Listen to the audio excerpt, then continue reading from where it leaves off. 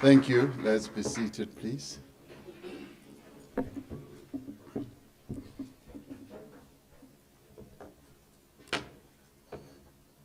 Thank you, Program Director.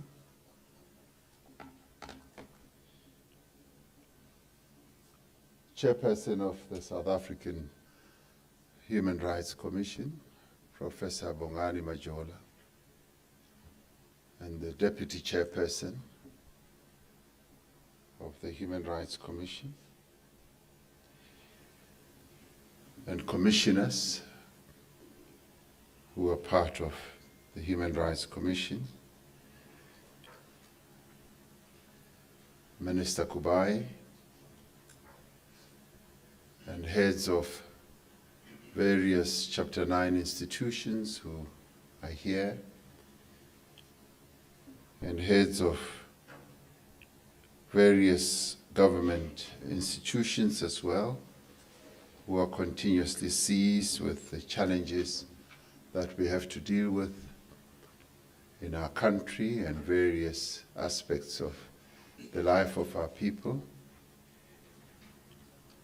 and leaders of various civil society organizations. And I see a galaxy of so many of you here. It's wonderful to be in your presence. And the President of SAHRC, and representatives from Departments of Cooperative Governance and Traditional Affairs, and representatives of various other government departments, and colleagues and friends. It's a real joy to be amongst you, as well as to see members of Parliament also in our midst here. I'd like to applaud the South African Human Rights Commission for convening this conference. It's a very important initiative to deal with the issues of accountability, service delivery, and human rights in the local government space. The Human Rights Commission has taken up an issue that in many ways is the litmus test of our commitment as a nation to advance, uphold, and entrench human rights in our society. The Burkinabe revolutionary, Amilcar Cabral, and many of us will remember what he once said, when he said, we must always remember and bear in mind that the people are not fighting for ideas. They are not fighting for the thoughts in anyone's head. They are fighting to win material benefits, to live better, and to live in peace, and to see their lives go forward, to guarantee the future of their children. That's what he said many years ago. Now, this sentiment, rooted in the concept of human dignity, in many ways guided the drafters of our Constitution in arriving at the Bill of Rights that we have, a Bill of Rights that underpins our constitutional order. One of the most progressive aspects of our Bill of Rights is that it guarantees not just political and cultural freedoms, but as you correctly said, Professor Majola, it also guarantees socio-economic rights. And as we drafted the Constitution, we saw that as an important departure from the ugly past that our country had been dragged through for more than 340 years. It enjoins the state to achieve the progressive realization of rights such as healthcare, education, food and water, to housing, and to social security. It so happens that one of the foundational constitutional decisions or judgments that was made by the Constitutional Court right at the beginning revolved precisely around this. It recognizes the rights of all to an environment that is not harmful to their health and to their well-being. In many respects, local government is one of the most important custodians of the socio-economic rights of the people of South Africa. Efficient and affordable service delivery could mark the difference between leading a life of dignity as promised by our Constitution and the life of squalor, misery, and deprivation.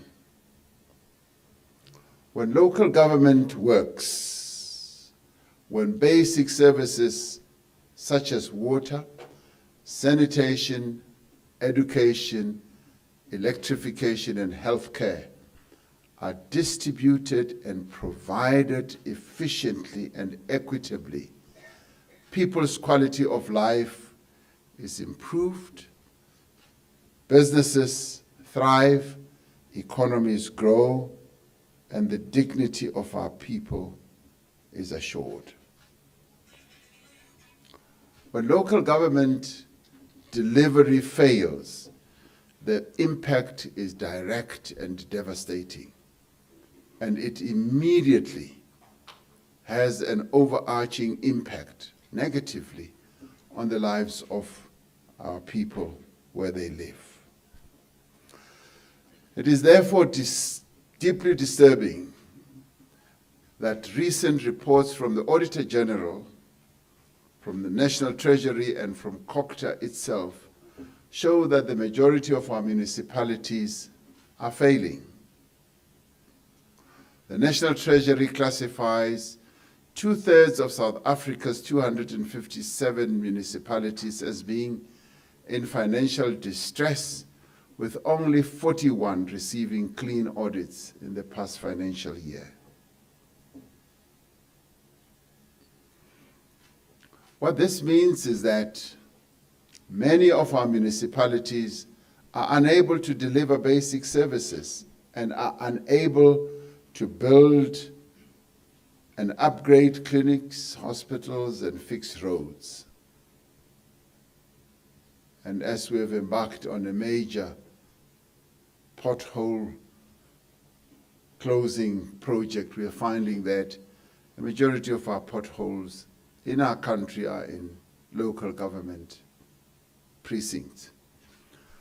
Political contestation and infighting, lack of skills, failure to adhere to legislative prescripts, poor governance, lack of accountability, as well as what I would call super corruption, are causing instability in municipalities and are eroding the provision of services to ordinary South Africans.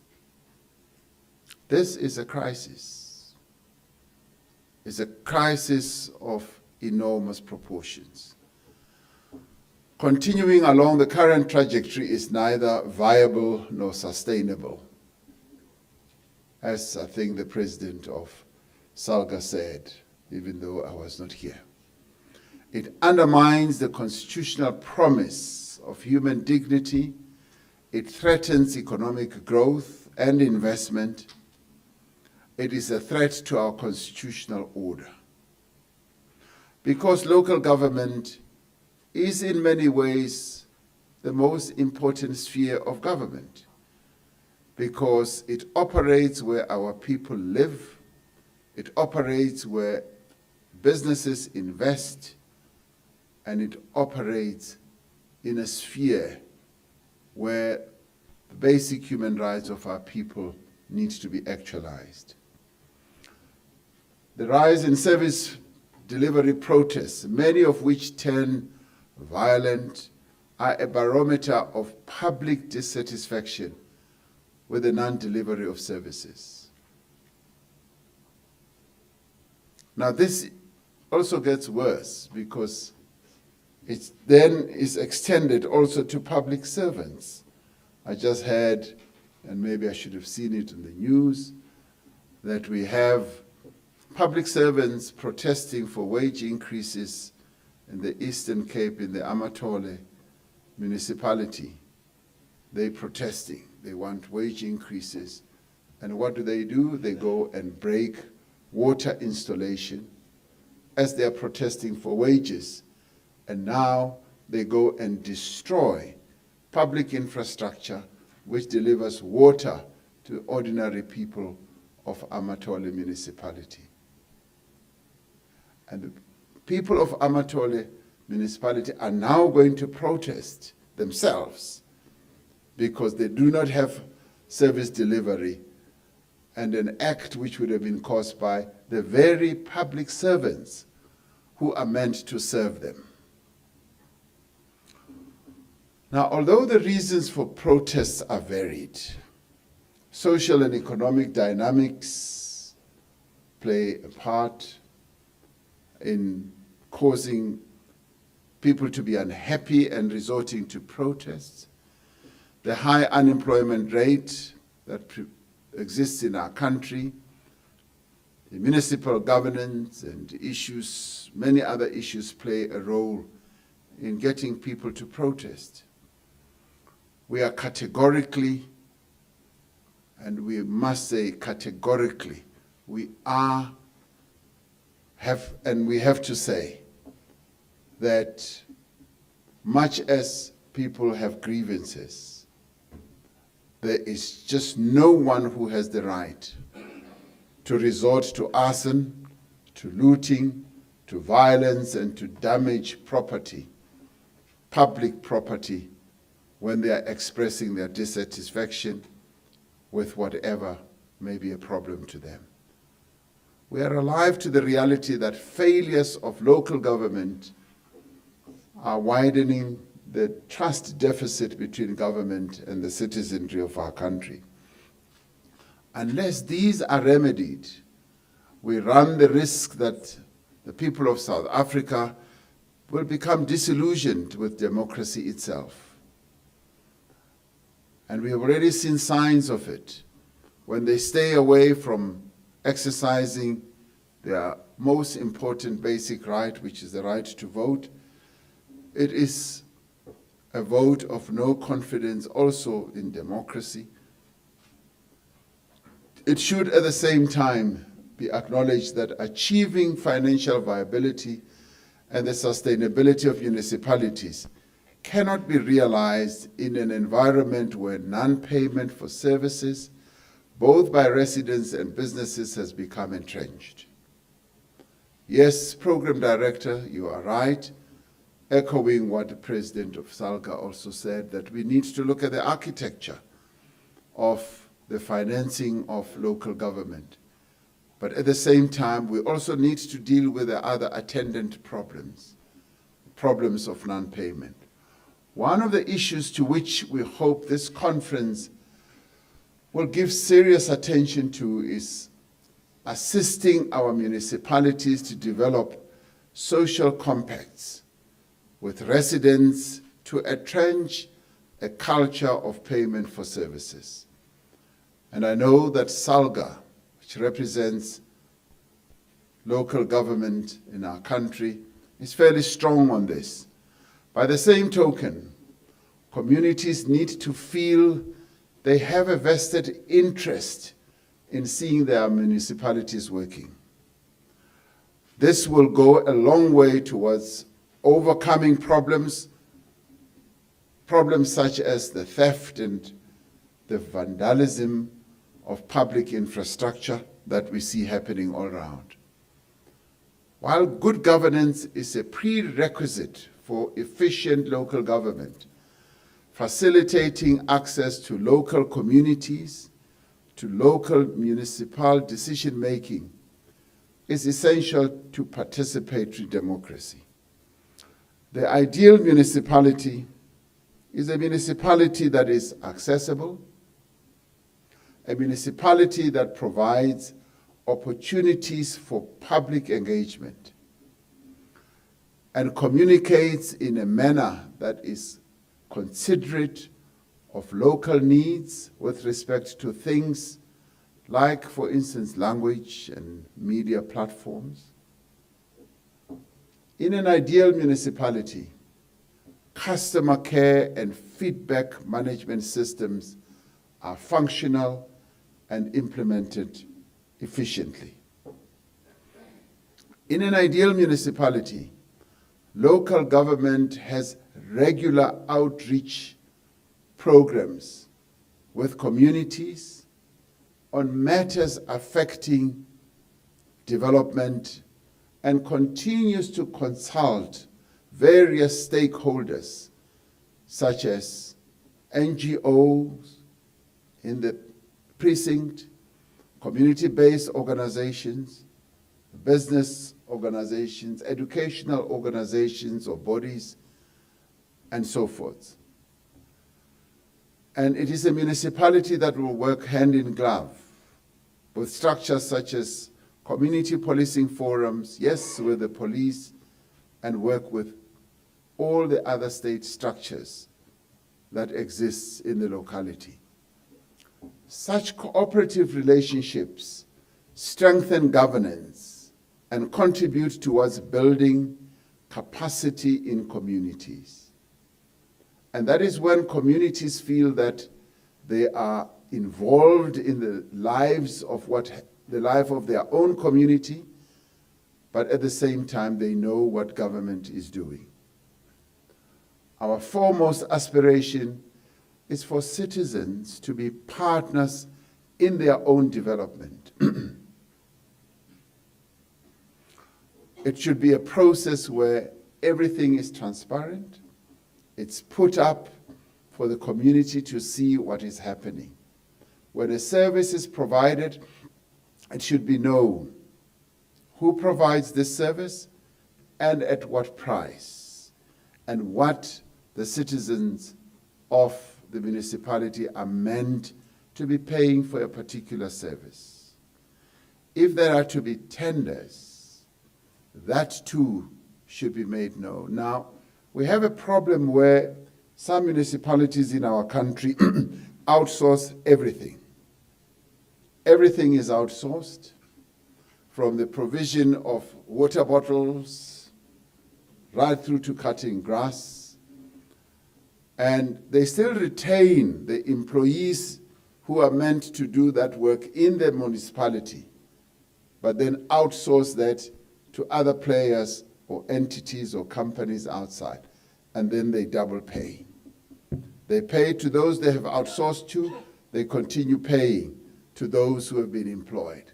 And those who have been employed find that the rug has been pulled from underneath their feet and they sit, twiddle their thumbs and do nothing. And those to whom services have been outsourced at an exorbitant price, they just cream it off. Now, this is part of the architecture or process that we need to look at. And it is through the district development model that we introduced in 2019, through which we aim to integrate and coordinate planning, economic development, and service provision at local government level, that we can make progress in dealing with some of these inherent problems in local government. This model is about targeted development that takes the needs of local communities into account. And that makes sure that there is regular engagement and public participation. During the course of this year, I've held presidential imbizos in Northwest, Free State, Mpumalanga, and Gauteng. During these engagements, I was reminded that community involvement is at the very heart of governance, and that partnerships are essential to driving development. Through what we call it the DDM, We are doing away with the so-called parachute development process, where projects are conceptualized kilometers away from where the municipality is, and important factors like the creation of local jobs and local enterprise development are not prioritized.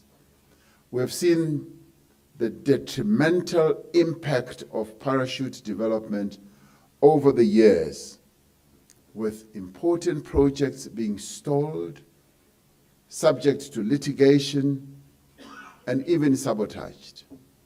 By applying an integrated approach, the district development model brings different spheres of government together with communities, but also with other players like business. Yesterday, I was addressing a meeting of the Business Unity South Africa, and I called upon them as business to get involved at the local government sphere, because that is where their investments take place, and engage with the municipality on an ongoing basis and various other role players at the local government level. Now, despite the significant challenges facing local government, the implementation of customized municipal support and improvement programs by the Department of Cooperative Governance is yielding some positive outcomes. Now, these programs focus on putting people first, delivering services to the right quality and standard, and advancing good governance and sound financial management. Now, according to the latest State of Local Government report, the number of stable municipalities has increased from 16 to 31 across the country. Now, that may not be a great figure, but there is movement in a positive way, with KwaZulu-Natal registering the most improvements, followed by Northwest. Now, this is incremental progress that we must build on from a broken system and rebuild it, reposition it, and recalibrate it. We work to overcome the systemic challenges facing local government by mobilizing support from sector departments, using the district development model approach, and by developing as well as implementing and monitoring municipal support and intervention plans. Now, municipalities are now on our radar screen more than ever before. You are absolutely right that I have said I want a dashboard at the office, or the President's office in the union buildings, so that one can see at one glance precisely what is happening throughout the country through our 257 municipalities.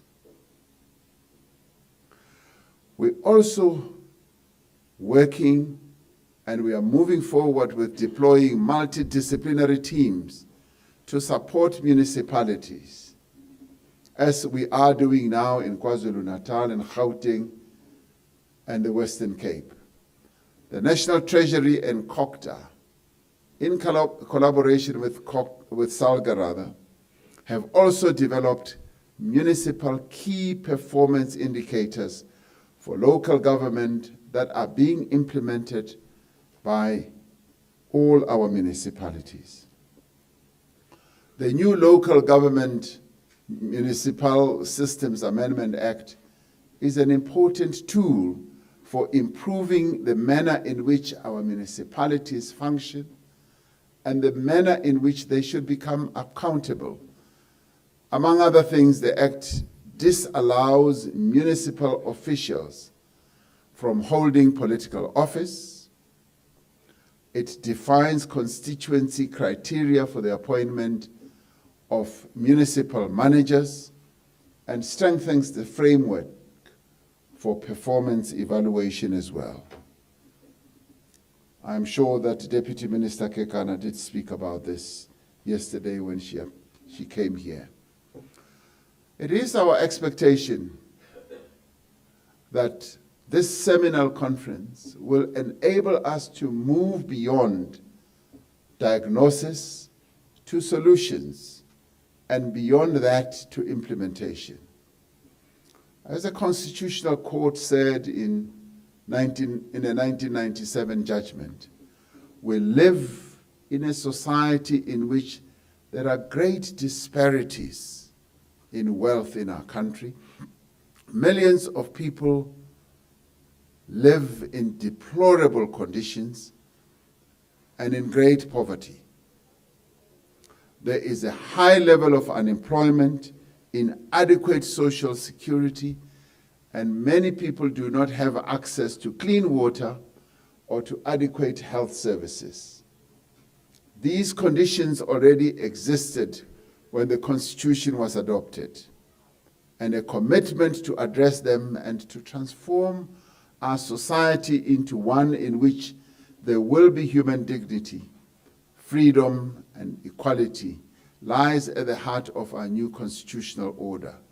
For as long as these conditions continue to exist, that aspiration will have a hollow ring, close quote, as the Constitutional Court said. Now, as we approach 30 years of democracy, the time for asking ourselves questions about the mismatch between aspiration and reality is over. Our focus must be on what must be done.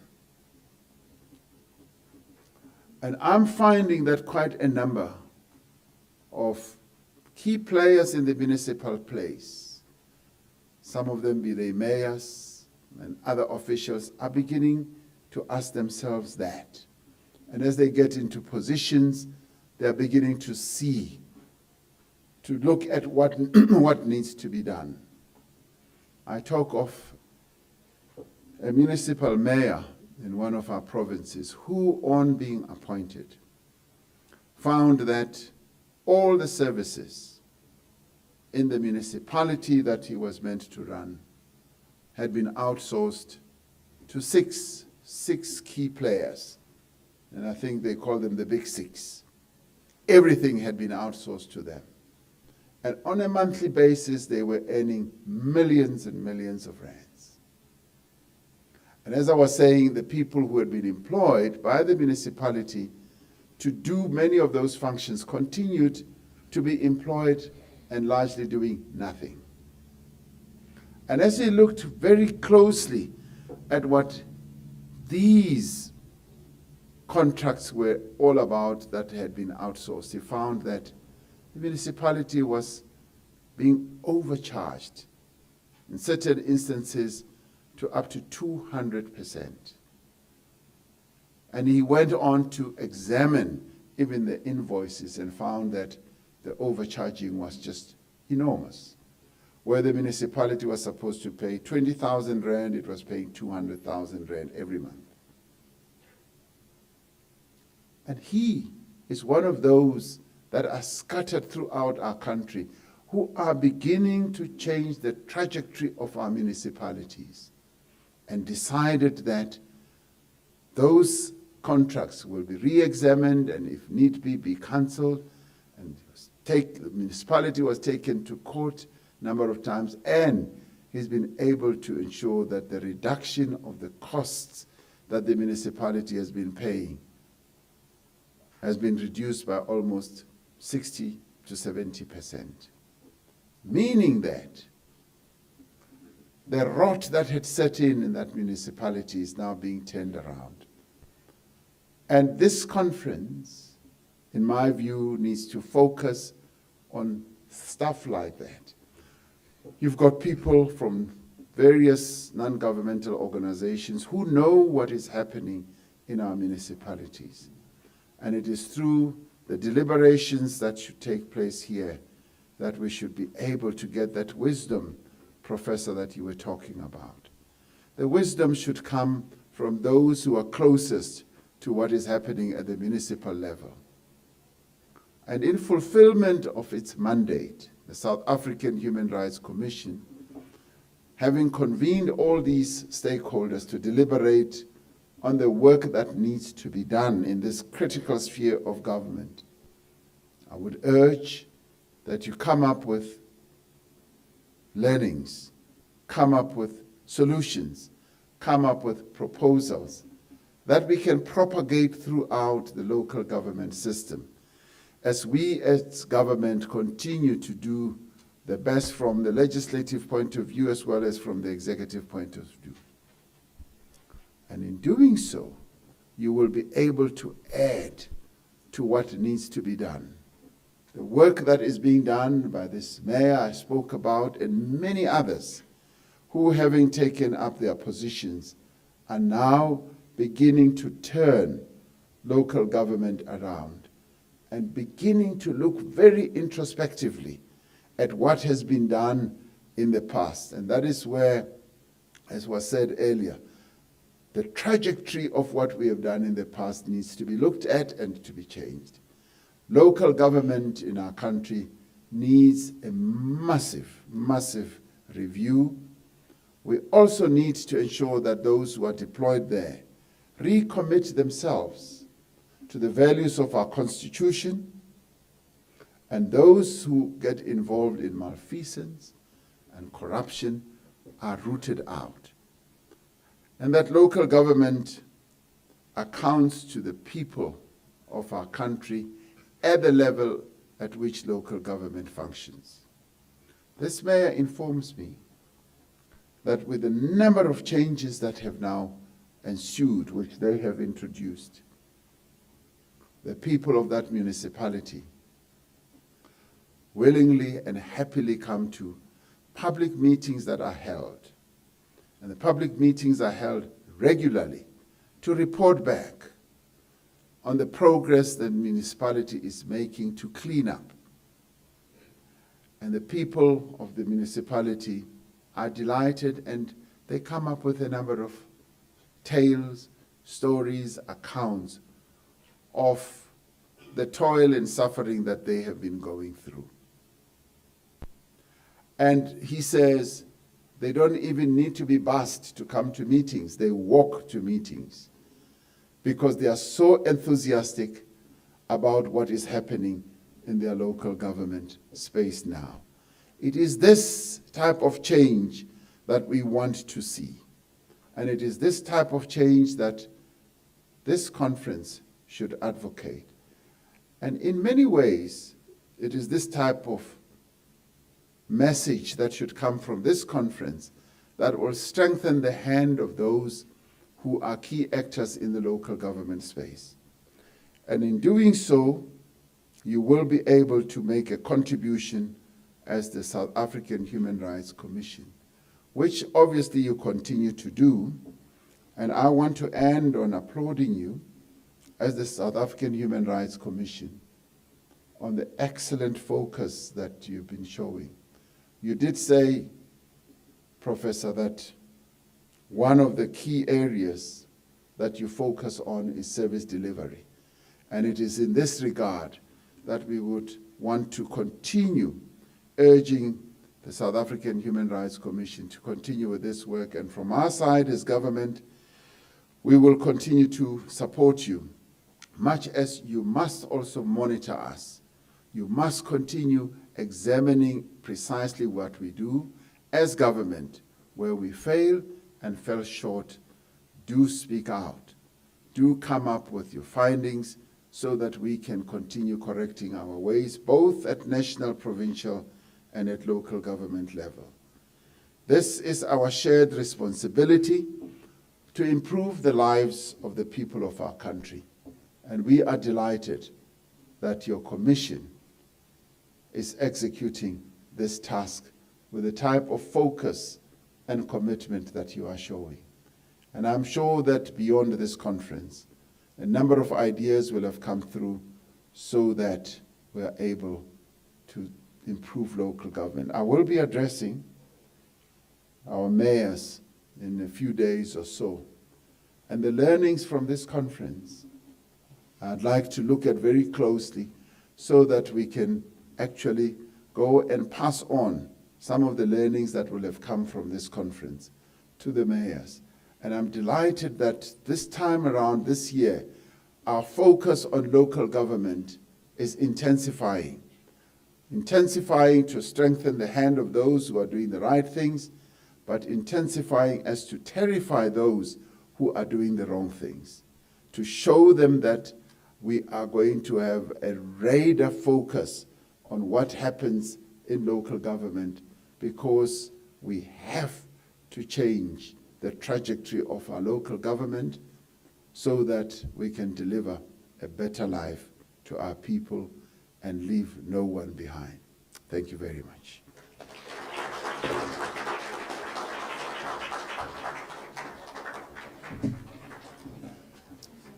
Thank you, President, and thank you for helping me recover my time.